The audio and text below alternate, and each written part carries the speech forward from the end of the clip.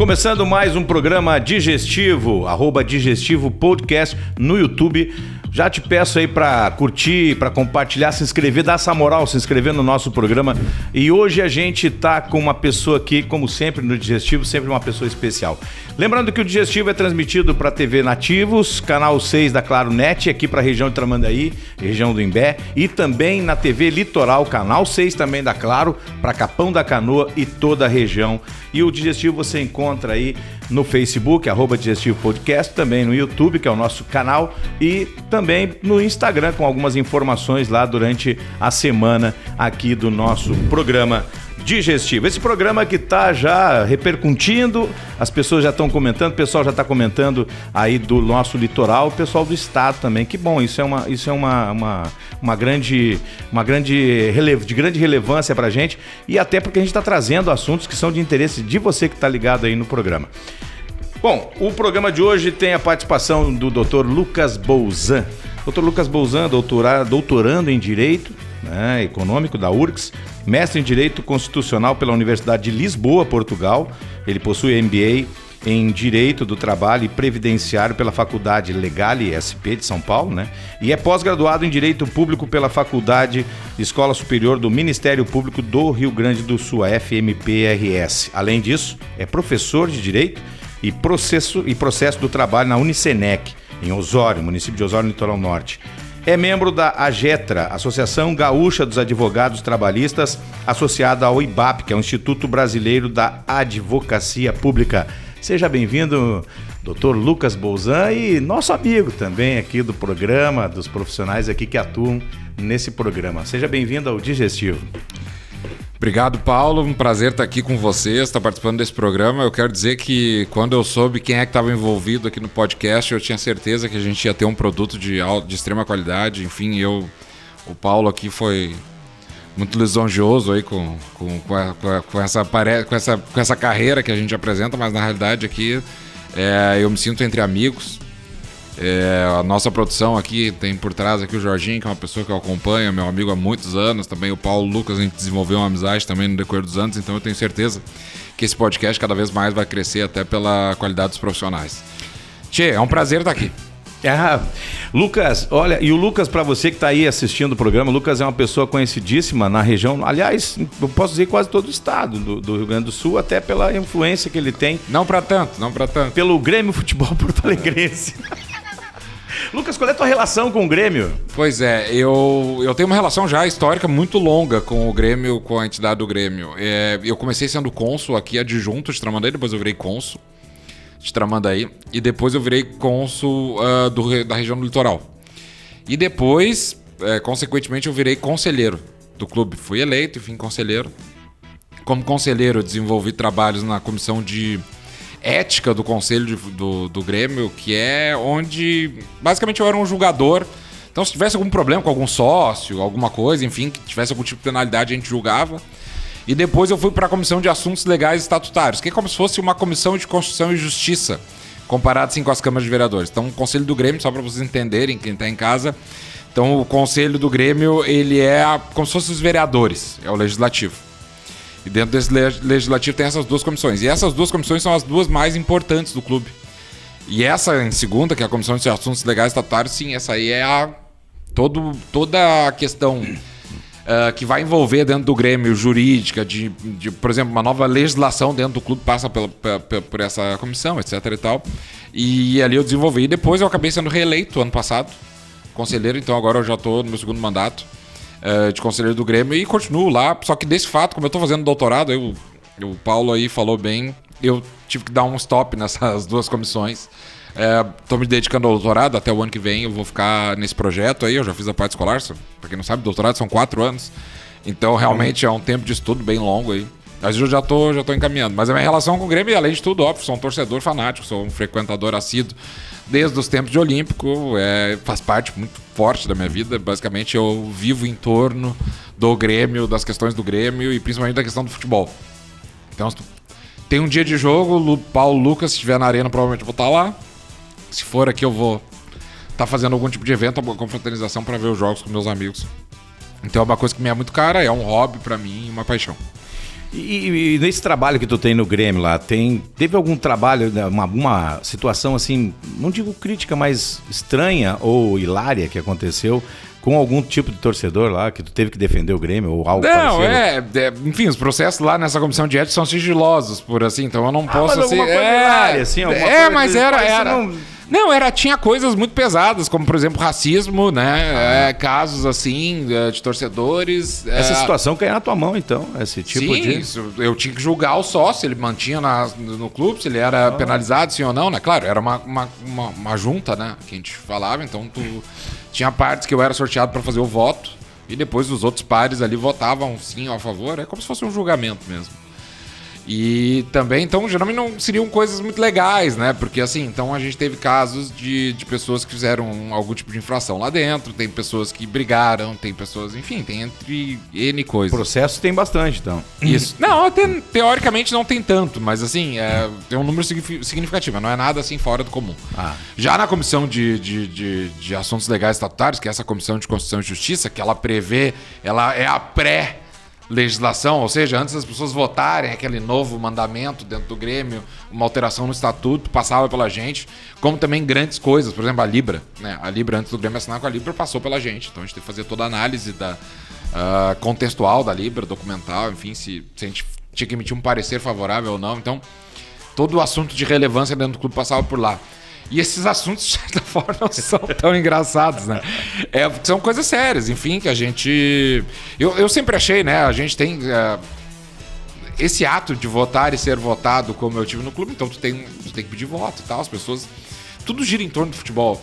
Mas acaba que um clube de futebol do tamanho do Grêmio, Inter, Juventude, etc e tal, eles têm uma necessidade de ter um staff antes...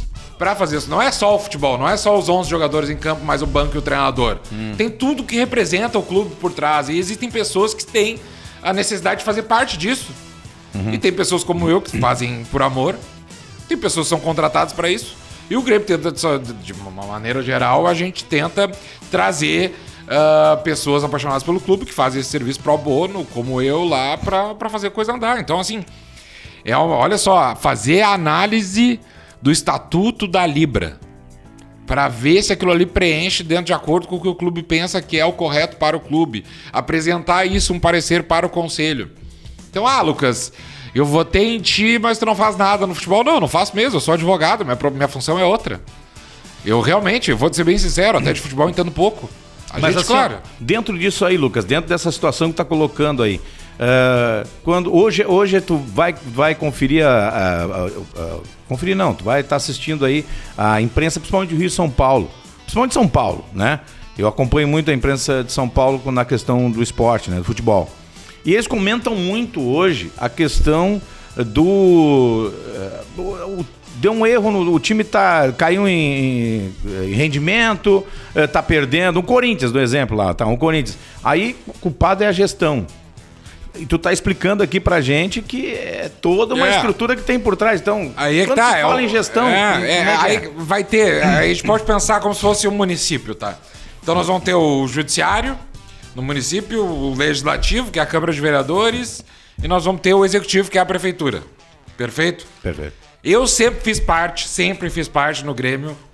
Eu tive na parte da representação consular, então o que era? Quando eu era cônsul adjunto, eu representava o Grêmio aqui em Tramandaí, fazia atividades dentro daquele consulado, que era uma questão muito relevante, muito bacana, uma coisa que amei fazer, mas de certa forma, micro, era dentro do município. Depois eu tive atividades dentro da região, que era a organização dos consulados, que isso faz parte do executivo. Então eu fiz parte do executivo daquela época, fazendo esse tipo de função, que era uma função, teoricamente, muito legal, mas não tinha influência dentro do campo. Mas era do executivo. Depois eu fui pro conselho, que eu fui pros vereadores. Eu virei um dos vereadores, que são 300, então não é só, tá? É bastante gente. Então eu fui só que, claro, eu entrei para essas comissões, porque eu queria trabalhar mais, enfim. Sinceramente, sabe aquela questão de cabeça erguida? Fiz o meu melhor, estou tranquilo por estar lá, trabalhei, fiz minha parte. E eu tenho muita tranquilidade para dizer, muita tranquilidade, porque eu me doei pro Grêmio, principalmente nos 6 primeiros anos que eu tive como conselheiro, foi muito. Agora, claro, eu dei um stand-by, que eu tenho a minha tese, enfim, né? Mas daqui a pouco eu volto. Tá, mas e teus pitacos, assim, no lado do aí futebol? Aí Nunca rolou? Mas é que eu não tenho influência, eu não tenho gerência ali. Vai ter o conselho de administração, que daí é o presidente. Mas assim, tipo, o torcedor a gente tem o grupo, o movimento político, então o cara pode até fazer lá, mas assim, não cabe a nós. Claro que a gente se indigna e fica muito mais indignado que com o torcedor, às vezes. Porque tá ali dentro, né? Claro, tu sabe como as coisas acontecem, às vezes tu sabe os bastidores. E tu fica muito mais indignado. Mas sim, eu não tenho poderes, porque não é a minha função lá dentro. Entendi. A gente pode cobrar, obviamente, dizer que as coisas estão erradas. Mas assim, cá entre nós. Existe o torcedor apaixonado, que é aquele cara que é corneteiro. E assim, a gente como profissional, ou a gente como que sabe como as coisas funcionam, tu não pode ser assim. Não é, esse cara está errado. Não, esse cara tá certíssimo. Ele pode reclamar, fazer o que ele quiser. Ele é torcedor, ele é apaixonado, ele contribui com o clube, ele tá lá, ele tem o direito. Mas a gente já vê uma coisa um pouco... talvez a palavra profissional não, mas é por conhecer o bastidor, de saber como é que funciona. A gente entende um pouco mais como é que as coisas, por que dá errado e por que dá certo. Então eu vou te ser bem sincero, eu nunca atuei no futebol do clube, nunca cheguei nem perto do futebol do clube. Nunca deu um pitaco lá pro Nunca dei pitaco. Claro, eu já pedi contratações já. Já fiz requerimentos, tal. Já soube de coisas antes de sair na mídia, etc e tal. Claro que sim. Mas agora que isso teve relevância, nunca teve. Agora, um dia, quem sabe, a gente pode trabalhar lá. Quem sabe, o futuro a Deus pertence. E a tua família toda, ela é gremista, assim? Vamos falar do teu pai, o Romildo Bolzan. Como é que é o Romildo é meu primo. Romildo é meu primo. Coitado do Romildo. Todo mundo pensa Não, o filho dele é muito gente boa. Entende muito mais de futebol. Não, mas olha só, é que assim, o Romildo, a esposa, a Vera, tudo são advogados. O Romildo é meu primo irmão, tá? Então, meu pai é o pai do Romildo é o primeiro. Tá. Numa família de 11. Não, uma família de 12, desculpe. Meu pai é o 11. Tudo por isso 12, PDT. Não, aí que tá. Não, tem inclusive lá desse. Não, lá mas tem uma divisão, né? A família é muito grande. Política tem uma divisão, né? Tem Colorado, tem gremista. A família é muito grande, mas acabou que... Mas os Colorados acho que são os agregados, né? Do que a família, a maioria é gremista. Não, eu tenho um tio meu que é colorado. Que é irmão... Bom, mas só para esclarecer que eu fiz a pergunta, brinquei, não tô deixando ele responder direito, mas o Romildo Bolzan não é primo. É primo. Né? Então, explicando aí, então, ele é... Teu pai que o meu pai e o Romildo tem 5 anos de diferença, porque o meu pai é o 11. E o pai do Romildo era o 1. Tu entendeu? Que tem toda uma galera. Daí acaba que, enfim... Tu é a rapa do tacho. As pessoas acham que eu sou tio, que ele é meu tio. Não é, na verdade, é que o teu pai é mais novo, no caso. O meu pai é 5 anos mais velho que o Romildo. Mais velho? 5 anos mais velho que o Romildo Júnior, que é esse que foi presidente do Grêmio. Sim, claro. Porque o Romildo Bolzan, sênior, o original, já é falecido. Faleceu em 2001. Sim. Faleceu em 2001. Falecido há muitos anos. Então, e hoje existe o Romildo Bolzan Neto, que é filho do Romildo Bolzan Júnior, que é presidente do Grêmio, que é isso que eu comentei também. Sim. Então, assim, claro, a gente tem uma ótima relação e tudo, mas até pela diferença de idade eu acabei me criando com os filhos do Romildo. Sim. E então, aí tem essa confusão, né? Acaba. O Romildo é teu pai. Mas enfim, o Romildo não merece um karma desses aí. O filho dele é gente boa. Coitado. Não merece isso. Então, assim, tua família toda é ligada à advocacia? Não, aí que tá. Meu pai sempre foi empresário, né? Foi uma época que ele foi contratado, ele trabalhou no ramo de construção, de obras. Na realidade, ele tinha uma urbanizadora antes de se aposentar. Hoje ele é aposentado e a minha mãe é enfermeira. E o meu irmão é administrador de empresa. Então, dentro do meu núcleo familiar, esse pequeno, eu não tenho nenhuma experiência de advocacia. Por outro lado, dentro da família Bolzan, não só pelo Romildo, né? O Romildo, pra te ver, ele e a esposa são advogados e os 2 filhos também são. Tem outros tios meus que são advogados. Não, tem um tio meu que é advogado. Tem vários primos que são advogados. Mas, assim, dentro do meu núcleo familiar, não. Apesar de eu sempre quis ser advogado, nunca tive outra... E eu acho que até é bacana, veja bem, porque eu, por exemplo, sou um advogado trabalhista meio que especializado na área da saúde, muito por causa da minha mãe ser enfermeira. Sempre gostei da área, sempre fui atrás de aprender e acabei pegando muito processo. Então pega. Também a questão do meu pai como empresário, eu tive também um pouco de experiência, enfim. E o meu irmão é administrador de empresa, tem uma função, mas nenhum próximo do direito. Apesar que hoje meu irmão trabalha no Ministério Público. E dentro dessa situação da família, por exemplo, não vou assistir aqui no Romildo, entendeu? No Romildo Bolzan, você ter o primo e tal. Existe alguma situação hilária entre vocês, assim, que aconteceu? Tipo, que nem essa, eu saí brincando aqui, mas eu saí porque eu sei. Eu sei que vocês não são, mas de pessoas que não sabem, assim, teve alguma gafe, alguma situação hilária, engraçada? Não, eu acho que até acontece mais com a Vera, porque a Vera é uma advogada trabalhista que atua mais, enfim, o Romildo ficou muito tempo como político, né? Ele foi prefeito de Osório, por muito tempo, depois ele foi pro Grêmio, ele acabou que ele não atuava tanto, e acabava que acontecia de eu ser advogado trabalhista e as pessoas acharem que eu era filho da Vera. E daí começou que aconteceu de eu ser contra a Vera em vários processos. Então ali começou, mas a conexão até mais forte é com a Vera, né? Até pela relação. A Vera casou antes de eu nascer. Então, prima já 100%. E sempre teve uma relação. Mas assim, a minha relação com a Vera é de aluno, né? Então eu sempre me socorri dela dentro da minha carreira. Enfim, ela tem A Vera Bolzan, ela tem uma participação na minha carreira essencial para ser o profissional que eu me tornei, que eu acho que, enfim, faço uma carreira... Eu acho que eu tenho uma carreira bacana, o que eu construí. Claro, a gente pode sempre melhorar, né? Mas eu digo que sem a Vera, eu provavelmente não seria nem metade do profissional que eu sou hoje, principalmente com relação aos valores éticos que ela traz consigo, como não só no trato do cliente, mas no trato de como se faz a advocacia, uma advocacia ética, séria. Isso eu me espelhei muito nela. Também, claro, o modo de trabalhar, como ela trabalha, porque, enfim, acho que, sem sombra de dúvidas, é a melhor advogada que a gente tem aqui na E a gente que é leigo no assunto, que depende do serviço de vocês, e conversando com outras pessoas aqui, a gente entende que ela é uma pessoa, é uma advogada que muito foi procurada.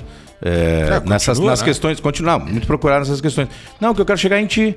É porque quando eu descobri o Lucas Bolzan foi na busca pela Vera. E aí eu entrei no escritório teu e ali eu fui atendido e aí conversei já de cara contigo, me senti em casa. E isso foi legal. Foi um atendimento que vocês dão ali. Ela não escute que perdeu o cliente. Não, mas Não, mas eu acho que a gente já se conhecia também. Né? A gente já se conhecia. Aí quando eu disse, não, mas o Lucas, aí eu entrei. Enfim, a gente já se conhecia, porque quando eu cheguei, tu disse, não, mas eu já te conheço e tal. Enfim, quando lá atrás, quando a gente se conheceu, eu me lembro dessa vez. Mas eu vejo que por tanto tempo que ela está à frente nessa questão, tu vem seguindo os passos praticamente. Eu digo, a tua área é praticamente a mesma dela, não? Sim, não, nós trabalhamos na mesma área. Eu sou advogo na área trabalhista, apesar do meu escritório fazer outras áreas, né? Mas eu, ali no escritório, nós somos em 12 advogados, então... Nossa, já é 12, tem bastante gente para atender todas as áreas possíveis e impossíveis. Mas eu faço só advocacia trabalhista. Hoje eu não atuo mais em nenhuma outra área. Cara, chegar uma pessoa me procurar lá, eu vou encaminhar para o profissional, enfim, vou fazer o atendimento. Mas não, a Vera é referência total. Eu, com certeza...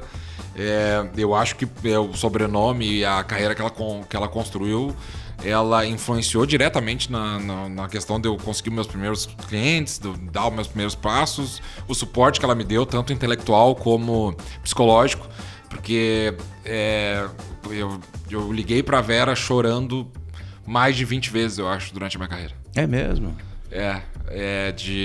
Enfim, eu tenho uma relação muito boa com meus pais, mas eu não consigo ligar pra minha mãe e falar direito, porque ela é enfermeira. Né? Nem com meu pai. Então, era a pessoa que eu tinha a possibilidade de poder me socorrer.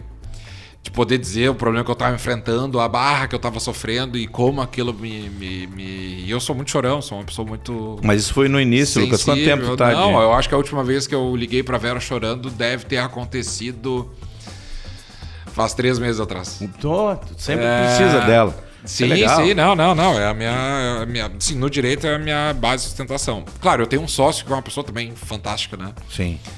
E que também é o primeiro acesso que eu tenho. Mas a gente, como atua em áreas diferentes, quando chega numa questão um pouco mais técnica, eu me socorro dela. E também ela tem uma experiência que ela... Tem os caminhos. Ela já viu tudo, né? Ela já viu tudo, ela já passou por tudo. Talvez não tenha feito algumas burradas que eu fiz, mas ela já passou por tudo, ela conhece. Então geralmente ela tem uma uma resposta, ela sempre geralmente tem um caminho. Voltando lá no Grêmio, no futebol, ela tem o que os jogadores mais antigos dizem, tem o atalho. É o atalho do gramado, total. O atalho do gramado e ela sempre consegue compreender, entendeu? É uma pessoa muito humana, muito querida, quem conhece sabe. Sim. Bom, já que a gente está falando nessa parte aqui mais pessoal, depois a gente vai falar mais sobre a parte mais da advocacia, mais especializada e tal. Mas voltando ao teu lado, e tu tens viajado bastante, né, Lucas? Tem que gastar o dinheiro, né, cara? Além de gastar, gastar, pra deixar no cofrinho. Além de gastar, eu tenho certeza que tu traz experiência aí, tu dá uma estudada nos países esses por onde tu... Eu tive vendo aí, eu tive acompanhando, até eu te dizia, eu te mandava lá algumas coisas lá, né? Tu tava num período, acho que foi na Austrália, e a última agora nos Estados Unidos, depois os Estados Unidos estavam me contando aqui, a coisa tá um pouco diferente, né? A gente se surpreende, né? Eu tenho uma paixão por viajar e eu acho que ela advém de duas coisas. Eu acho que se eu ficar em Tramandaí, nas minhas férias eu acabo trabalhando. Porque eu sou meio workaholic, assim, no sentido... Eu sou uma pessoa que gosta do que eu faço, trabalho muito e sou um pouco perfeccionista. Então eu sou um cara que tô sempre correndo atrás da máquina.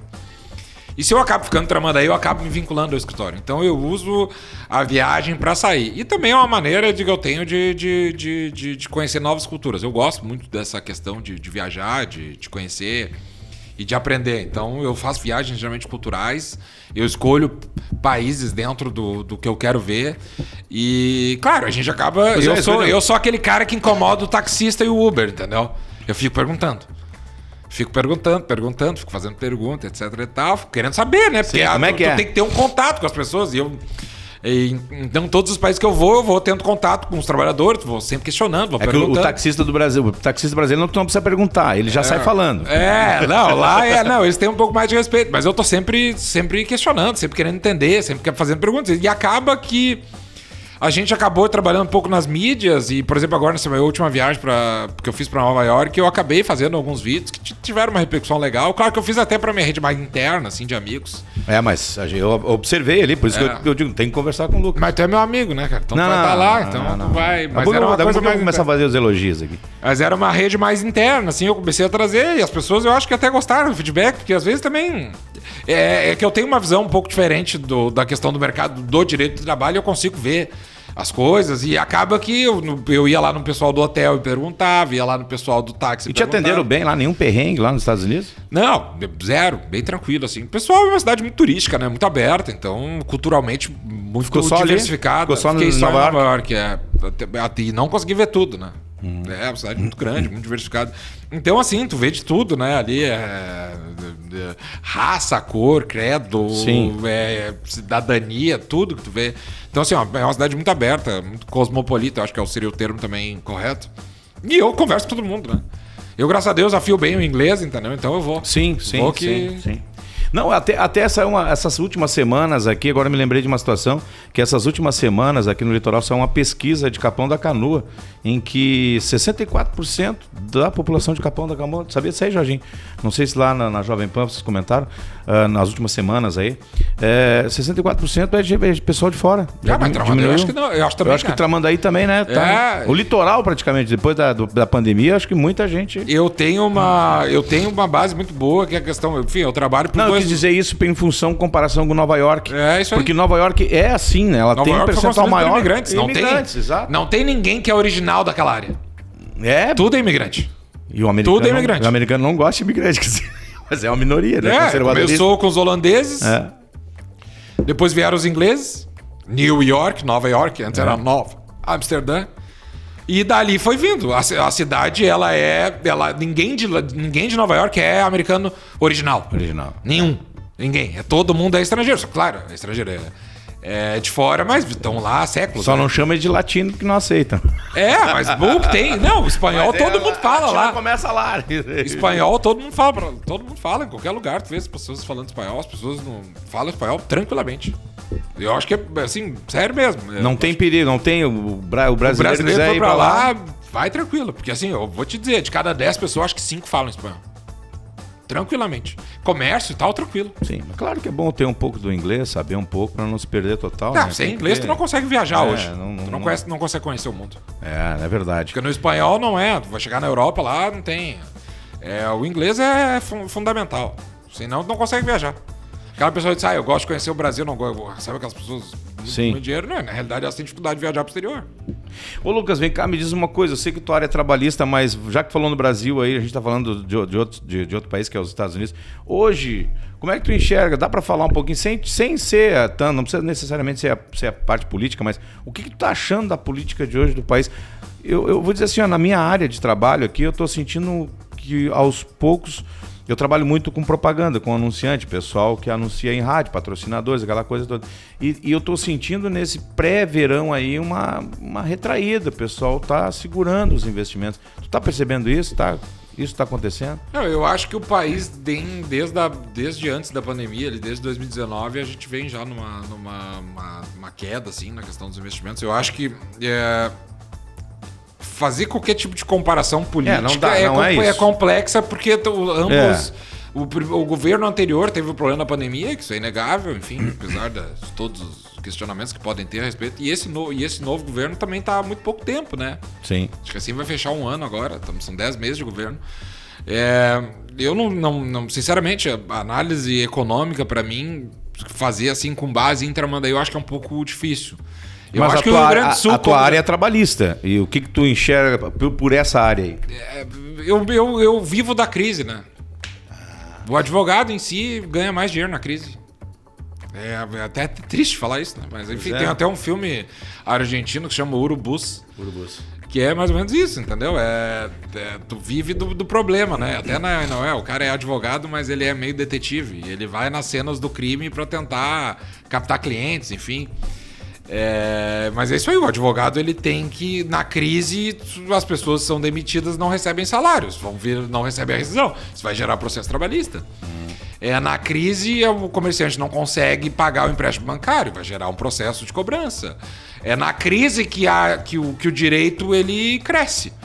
E de fato, né, o advogado, na crise, ele tem mais trabalho. E quando volta... que ele consegue cobrar, né? Porque na realidade não adianta também tu cobrar de que não tem de onde tirar, né? Mas esses ciclos econômicos que o Brasil vive, e veja bem, o Brasil é 4, 5 anos em cima e cai, depois volta, independentemente do governo que tem. E essas quedas, essas crises econômicas movimentam muito o sistema da justiça como um todo. Isso eu estou falando desde a pensão alimentícia e muito do processo trabalhista. Eu acho que Tramandaí, em geral, cresceu a justiça do trabalho.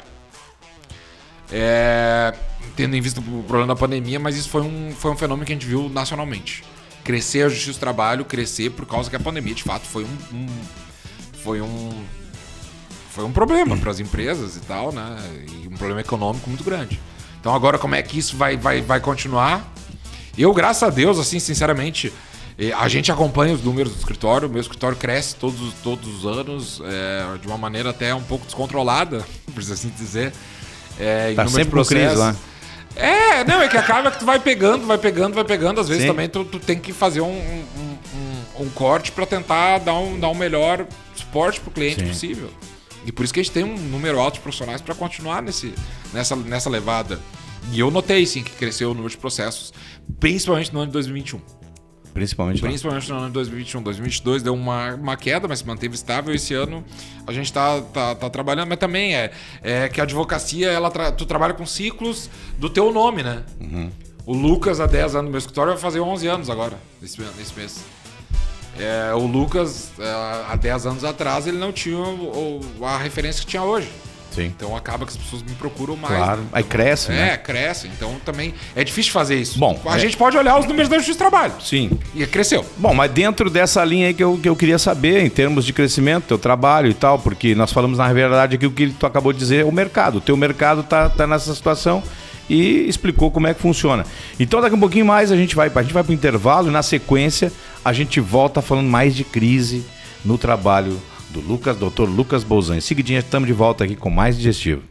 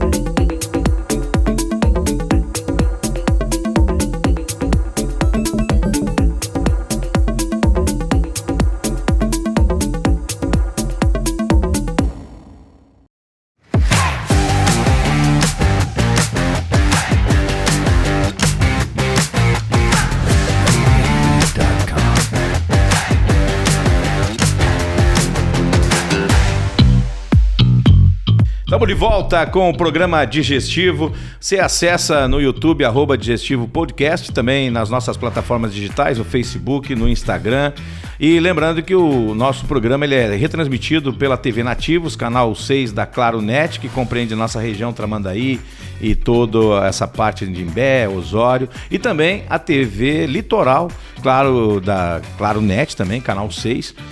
Que compreende Capão da Canoa e arredores, Arroio do Sal, Arroio Teixeira, Capão Novo, enfim. E de antemão já peço para você aí participar com a gente, se inscreva no canal, curta, compartilha, deixe o seu like ou dislike, não importa, vai lá, se gostou ou não gostou do programa, mas dê a sua... E comente também, se quiser comentar nos comentários aí sobre o programa, então você é bem-vindo no nosso programa. Bom, já fez, no início do programa, já apresentei o Dr. Lucas Bouzan, doutorado em Direito Econômico da URGS, mestre em Direito Constitucional pela Universidade de Lisboa, Portugal. Enfim, ele também é membro da AGETRA, Associação Gaúcha dos Advogados Trabalhistas, associados ao IBAP, que é o Instituto Brasileiro de Advocacia Pública. Bom, a gente estava falando no primeiro tempo aí, falando de futebol, falamos de Grêmio, falamos do teu trabalho lá na instituição, do Grêmio, e algumas situações também pessoais do Lucas Bouzan. Mas agora, Lucas, chegou um momento em que eu tenho certeza que a turma que está ali e que tu mostra muito nos teus vídeos agora. Aliás, esses teus vídeos, diga-se de passagem, falando sobre eles são recentes, né? Esses vídeos mais diretos ao problema que o trabalhador tem, não é verdade? Eu tento fazer pro trabalhador e pro empresário também, né? Empresário, porque na realidade eu atuo para ambos os lados, né? Na realidade a gente não pode escolher cliente hoje em dia. A gente... Isso é importante, tu falar. Quem nos contrata, eu faço o maior prazer, trabalho para as empresas, enfim. Eu gosto de trabalhar independentemente do que for.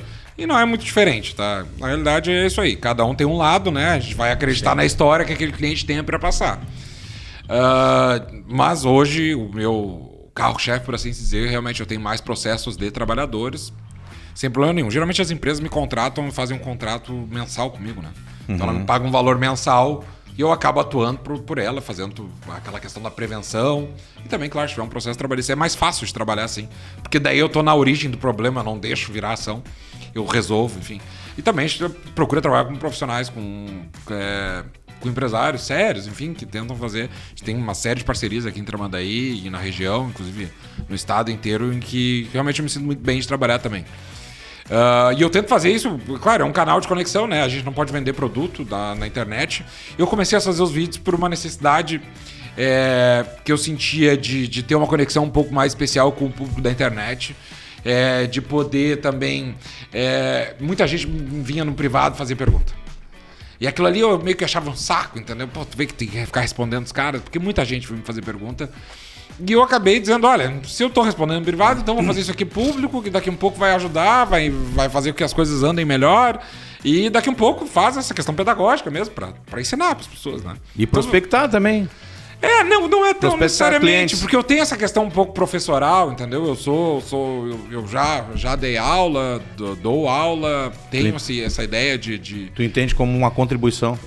Eu entendo como trabalhar, entendeu? E ajudar a sociedade como um todo a entender os seus direitos. Assim, não é tanto por prospectar. Graças a Deus a gente tem uma estrutura hoje de escritório e de clientes que a gente hoje até, às vezes, tem dificuldade de dar conta da demanda. Claro que quanto mais cliente, melhor, obviamente. Claro. Mas a gente tem um pouco, às vezes, de dificuldade de encontrar, então não é.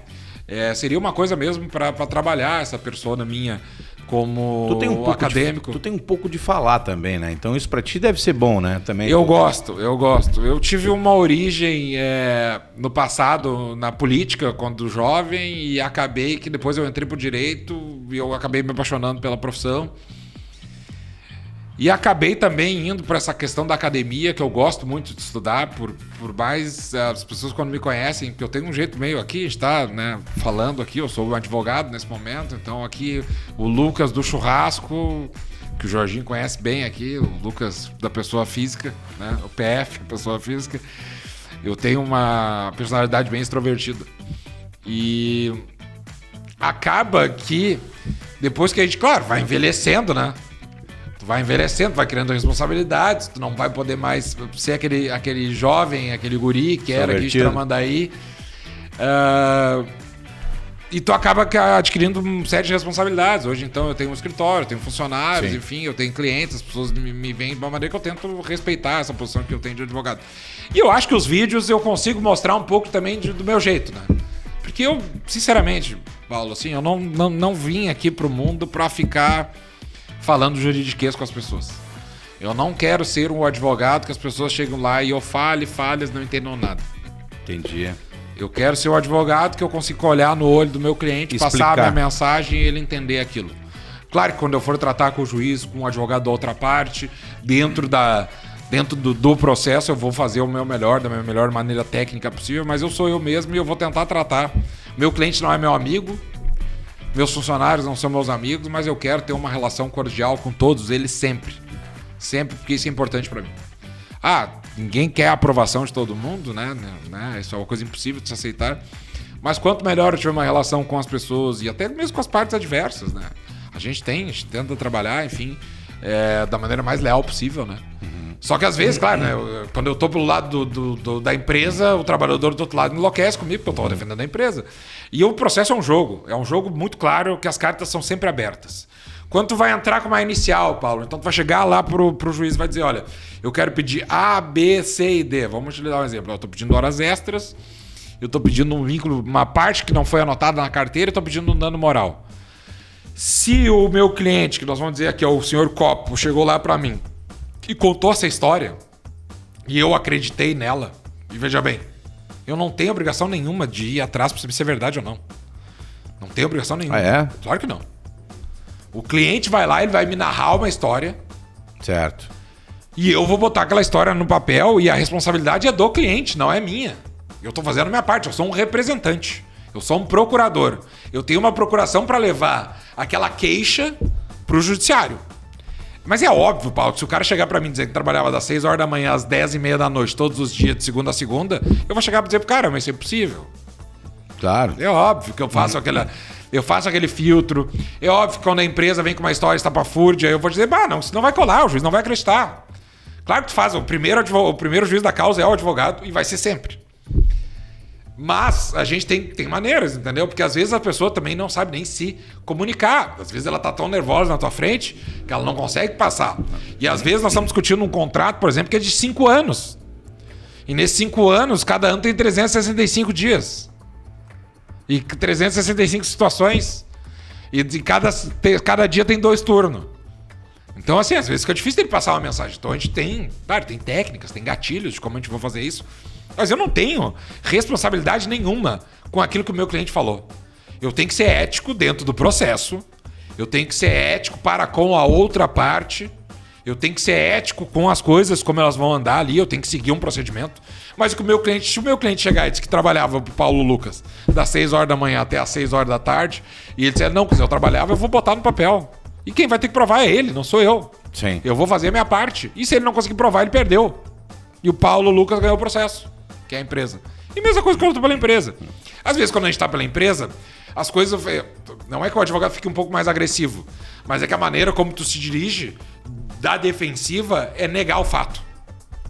Então, chegou a dizer, não, o Paulo Lucas não trabalhava das 6 às 6.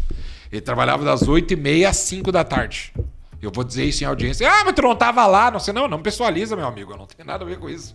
A empresa me falou que tu fazia esse horário e eu vou botar isso aqui no papel.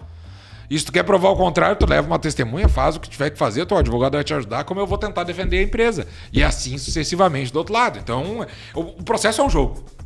É um jogo. Sim. É um jogo de tática.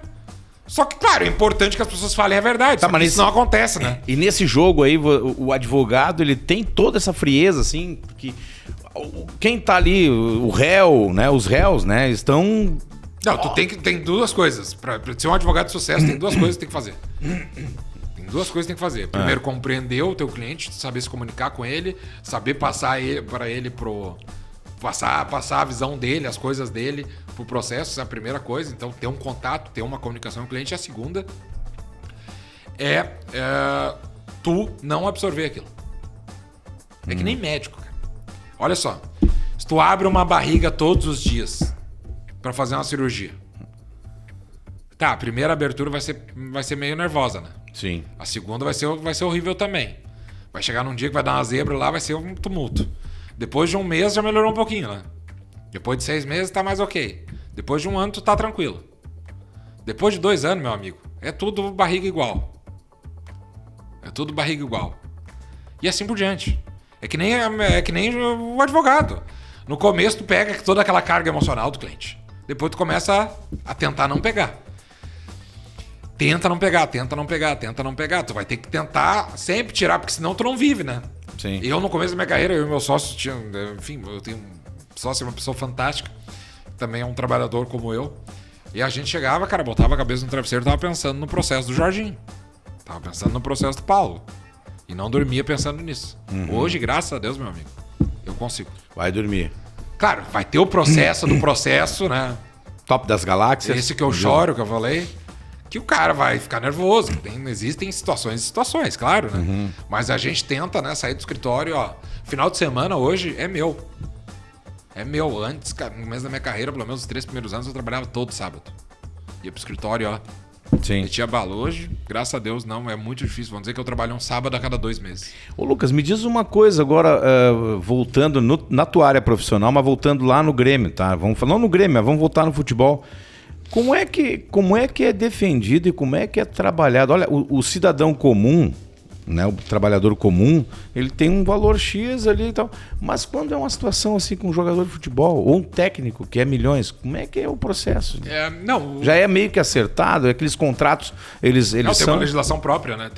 Existe a Lei Pelé, né, que é uma legislação própria que regula então é específico, com várias finalidades. Então tu tem o jogador de futebol o atleta profissional, ele tem uma legislação específica.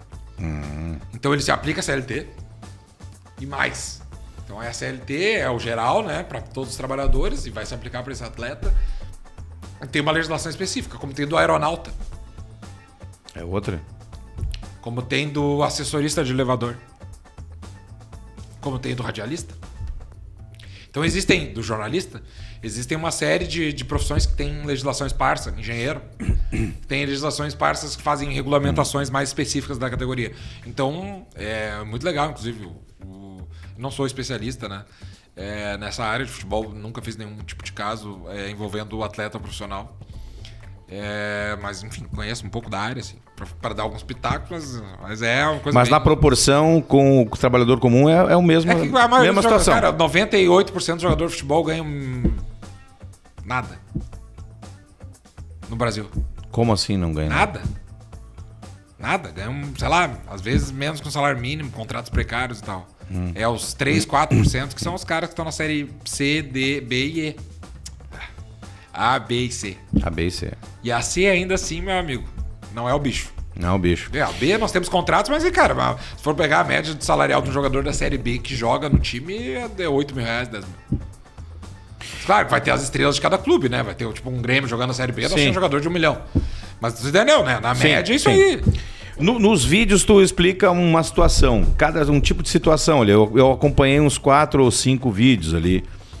Eu não vi nenhuma curtida lá sobre uma Paulo Lucas lá no meu... Não, mas zero. Que eu fui estudar, fui só dar uma estudada. Não, tá vendo? Só absorve o conteúdo, não curte nada. Vou lá curtir todos então agora.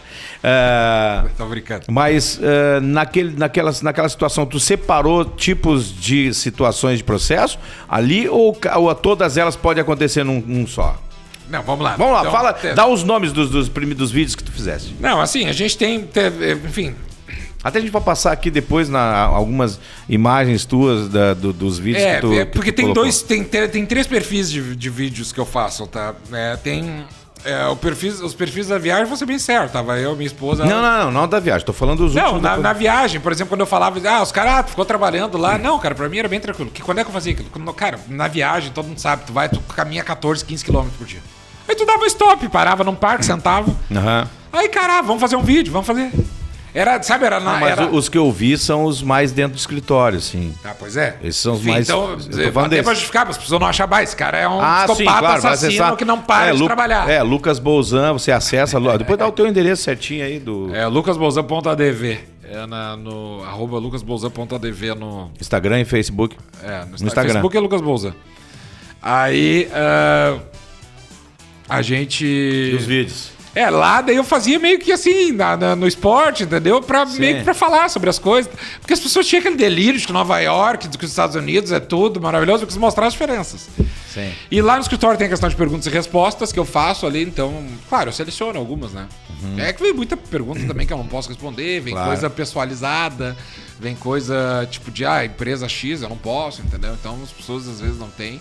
E também tem os institucionais que eu faço assim, vou falar sobre adicional de salubridade, eu faço. Então tem mais ou menos esses 3, pergunta e resposta. São as perguntas mais frequentes que tu fez ali. Perguntas e respostas é o que fica mais bacana, porque eu acho que é o que o pessoal geralmente se utiliza mais pra ter acesso, ou tem mais dúvidas. E acaba que também me dá ideias, né? Porque acaba que eu não tenho que ficar criando o conteúdo. Porque vem. E até é muito bacana, porque quando eu comecei, eu achei, ninguém vai fazer pergunta. Cara, a primeira vez que eu abri uma caixinha de perguntas, veio quase 20. Legal. Aí depois, claro, de vez em quando é meio sazonal, né? Mas assim, é no mínimo 5, 6. E assim, claro, repete as perguntas às vezes, assim, porque as pessoas têm dúvida, mas é uma coisa que até tá me dando prazer, eu vou te ser sincero. Eu vi um que me chamou a atenção, que tu não sei se tu te surpreendeu, tu buscou essa informação, e naquele momento ali tu disse, eu acho que tu te surpreendeu, quanto à justiça do trabalho no Brasil e aqui no Rio Grande do Sul. Me surpreendi. Surpreendeu? Me surpreendi. Me surpreendi porque eu achei o número bem alto, elevado. Cara, eu tinha um conhecimento geral do tamanho da justiça do trabalho, mas é um número alto. O Brasil, ele não é um país, eles são vários. Então, uma experiência muito bacana que vocês podem ter sobre justiça do trabalho, já vou deixar aberto aqui. A nossa juíza de Tramandaí, a doutora Ana Paula, ela iniciou a carreira no Norte, no Acre, Rondônia.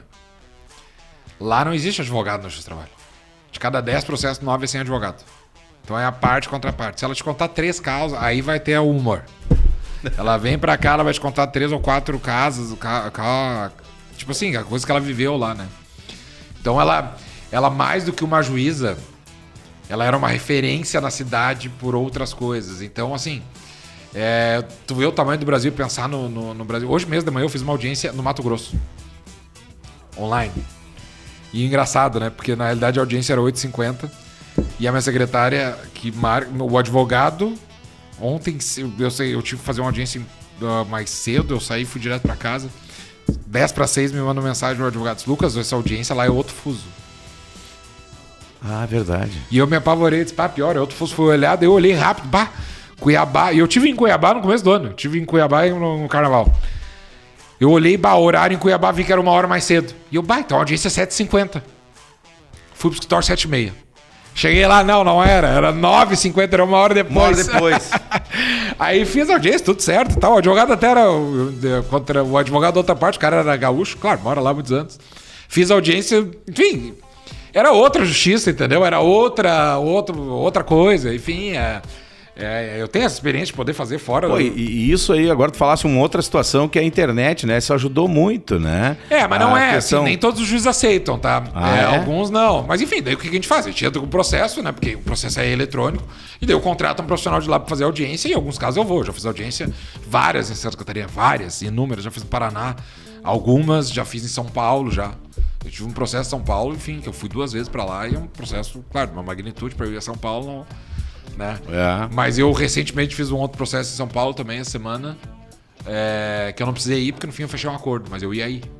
Até era no interior de São Paulo, lá de Ribeirão Preto. Enfim, a gente vai, né? Sim, mas voltando à justiça do trabalho no Brasil, então tem são muitos, que tu quis dizer? Não, eu quis dizer que o seguinte, se o cara for pensar numa estrutura de justiça como a do justiça do trabalho, né, do tamanho que ela da importância que a gente tem. No Brasil, o que acontece, né? Existe um conceito no Brasil que chama cidadania no Brasil. Um conceito no mundo que se chama cidadania, né? Então esse conceito foi cunhado, vamos fazer aqui um professoral já, uma aula, mini aula. Tem um T.H. Marshall, que é um inglês que ele criou o conceito de cidadania, que na realidade é dividido em 3 tipos de cidadania, que é a cidadania política, né?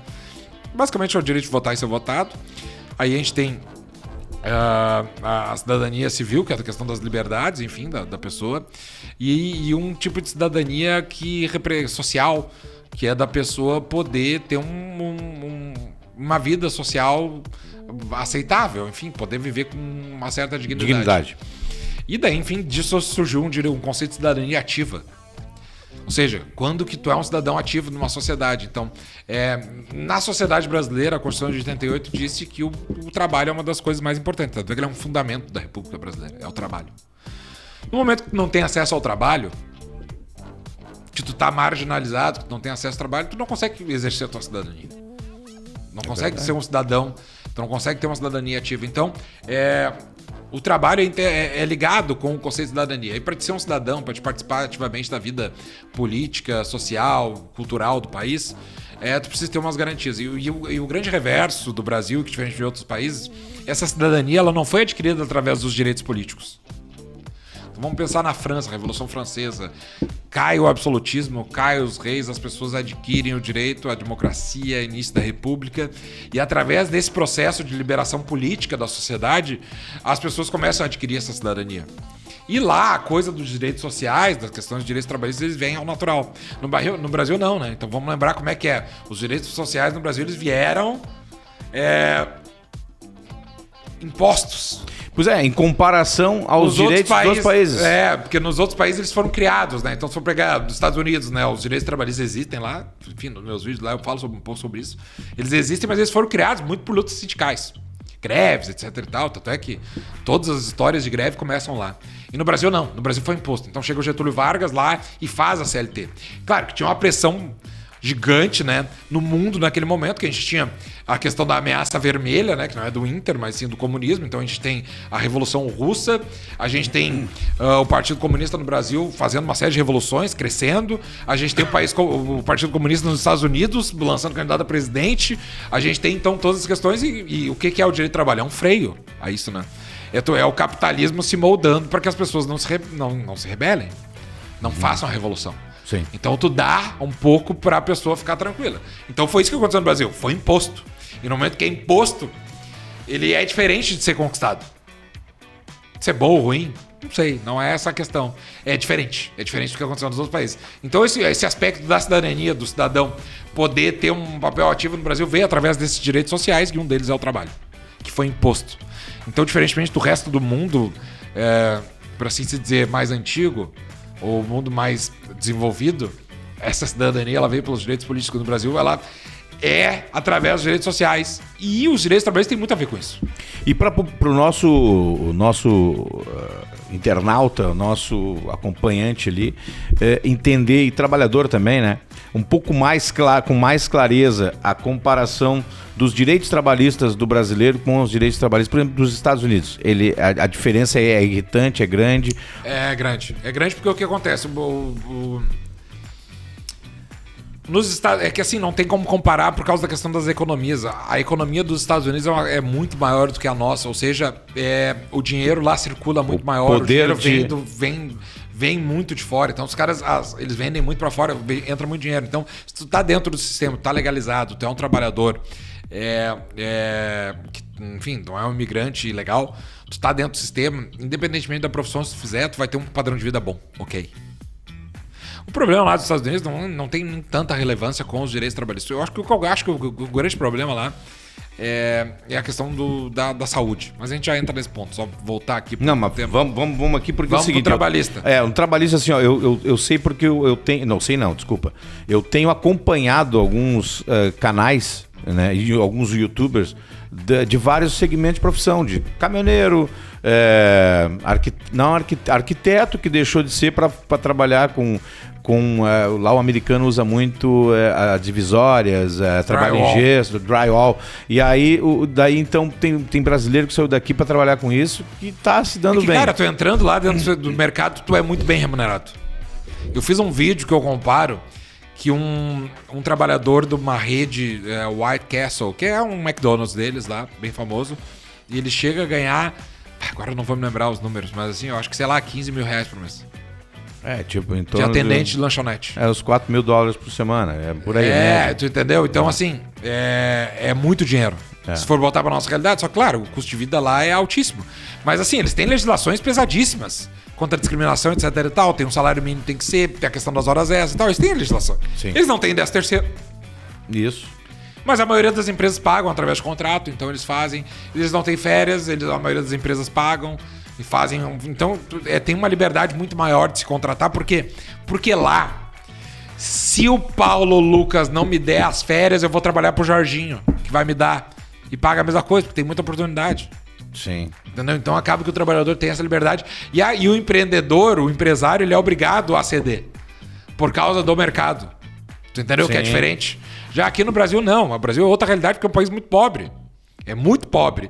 Ai, mas Lucas tem direito demais? Não, ok. Enfim, não vou entrar nesse mérito. Eu não vou ser aqui o defensor ou Sim. não. Eu não sou político. Eu tô aqui pra aplicar a lei e vou fazer a minha parte, vou ganhar o meu dinheiro, vou trabalhar honestamente, vou tentar fazer a minha parte. Quer reclamar da lei, fala com os senadores lá, os deputados federais, enfim, pro Lula, pro Bolsonaro, pra quem tu quiser, não tem problema. Eu vou seguir a lei. Isso é importante, o pessoal se ligar e entender isso que tu tá explicando. Pra ter essa de comparação... O processo deu 40 mil, que absurdo, Lucas. Como é que pode chegar a isso? Meu amigo, eu não fiz a lei, eu fiz a minha parte. Sim. Eu fiz o meu trabalho de acordo com... Ah, Lucas, não sei o quê, me pediram 200 mil numa ação, como é que nós vamos defender isso aí? Tia, nós vamos se defender. Agora, não fiz a lei, não tem lá. A diferença entre os Estados Unidos e o Brasil na legislação trabalhista é gritante. É assim. Por quê? Porque os Estados Unidos também é uma federação. Então vai ter um país lá, sei lá, no estado de Illinois vai ter uma legislação X e no estado de Nova York vai ser outra. Então eles são bem isso. Mas assim, não é descompromissado, não é uma várzea que nem acham que é aqui. Ah, chega, manda pra rua. Não, porque lá o empregador...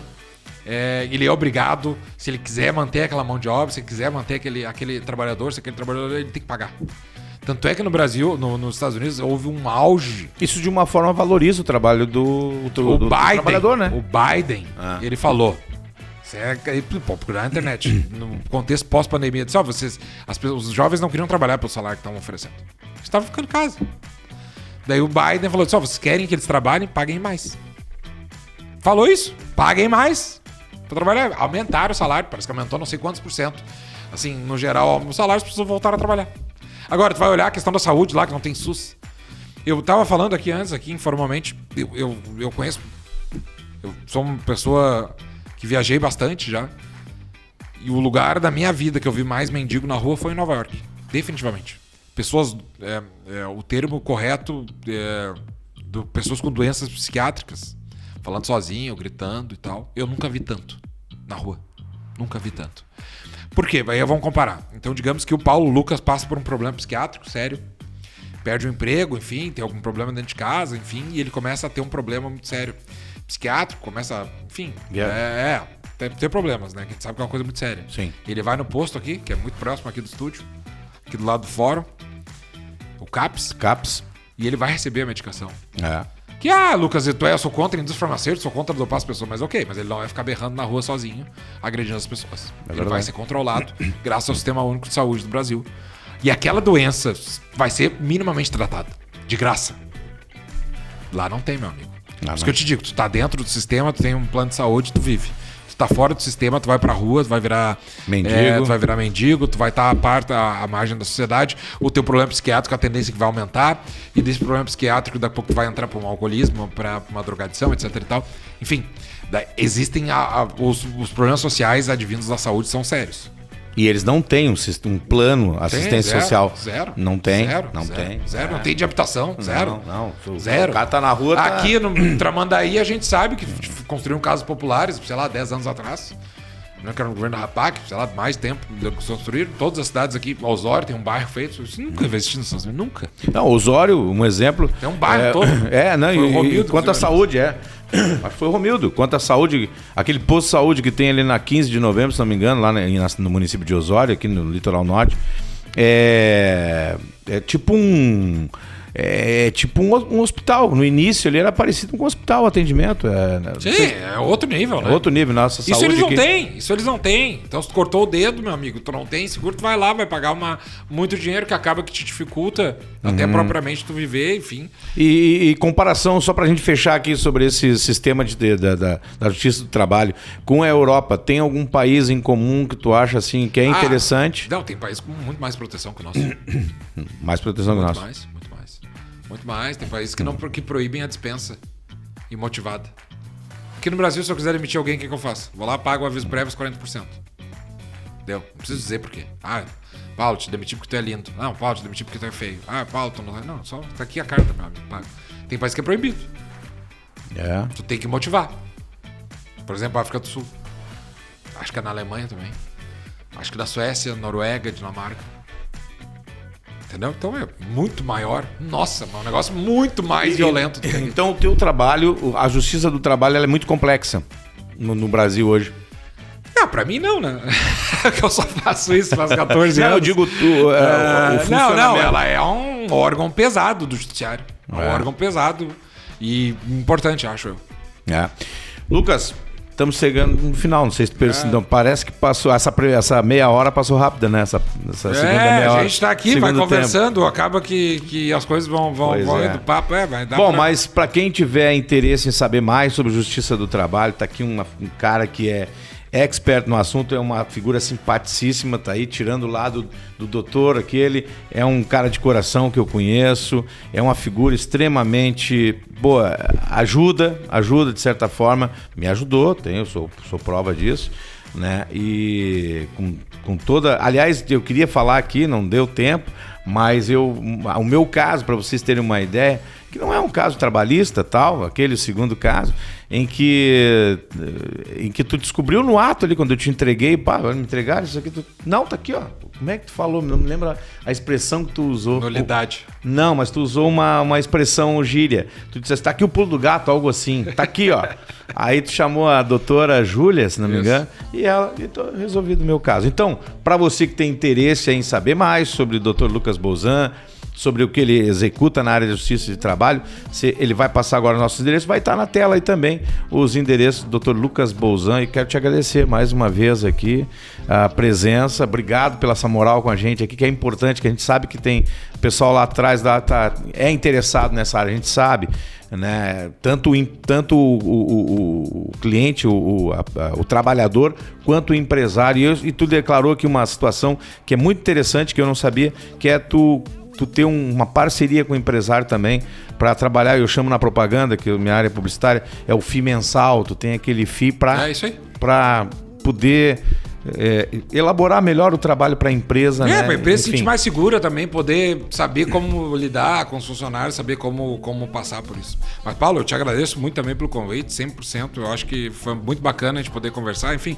falava pro Paulo aqui no intervalo que a gente falar de si mesmo é sempre muito legal, todo mundo gosta, né?